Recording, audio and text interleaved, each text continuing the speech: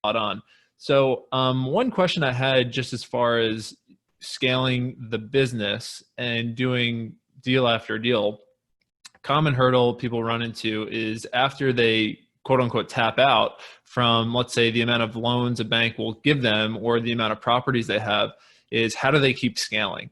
Do they start raising money? Do they start borrowing money from private lenders or hard money lenders? But basically, it's a down the road problem. Like, I don't want that to be the reason people don't get started, but it is something that for me, like I have 8 units right now and I'm actually living in a 4 unit. So talk about quality of life. When I first moved to Raleigh, I was living in a single family and I was like, oh, this is great. Now, 5 years later, being more educated, I'm making that sacrifice again. But anyway, Yeah.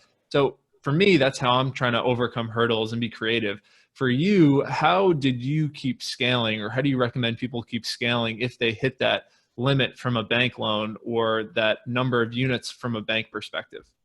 If you have, you said you have 8 units now, and I'll speak to you specifically if you like. Is Yeah. that, yeah? So No, let's let's say, do it. let's say, let's say if you have 8 units right now, you have a size, you have a respectable portfolio, right? You have a resume within it, within the business. And it's difficult to do this when you don't have a resume, but there's always your counterpart. You understand the real estate business. You may have more time and energy and the resources to go out there, find deals, manage deals, stabilize things, do renovations.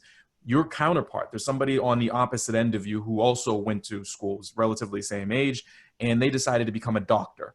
And the doctor, you know, they're a surgeon or whatever they're MD, whatever they're doing, they're working 70, 80, 90 hours a week and they make a great salary. They are also looking at the same problems that you have with purchasing power. They're also looking at inflation. They're also looking at, hey, I don't really trust the stock market.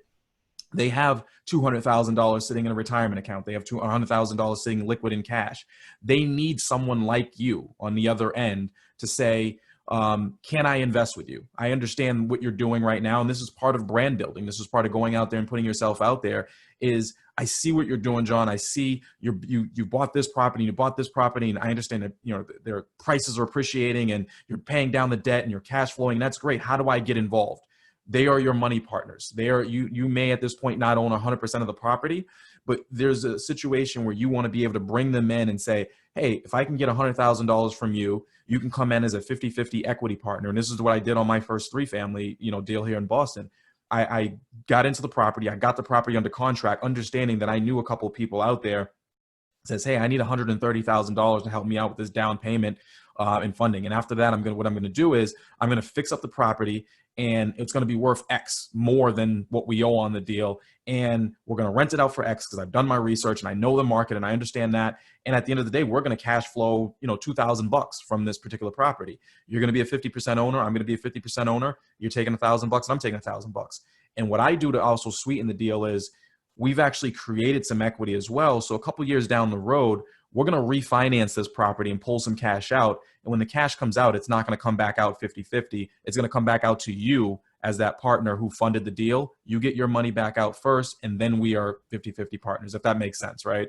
So that's how I kind of sweeten the deal is they're gonna help me fund the purchase. We're going to fix up the property, create some equity, not just sit around and buy a market-ready property and wait for appreciation to happen. We're going to force some appreciation and force some equity. And then we're also going to cash flow. We're going to take that cash flow and we're going to split it. And so both of us are kind of, you know, seeing something from us.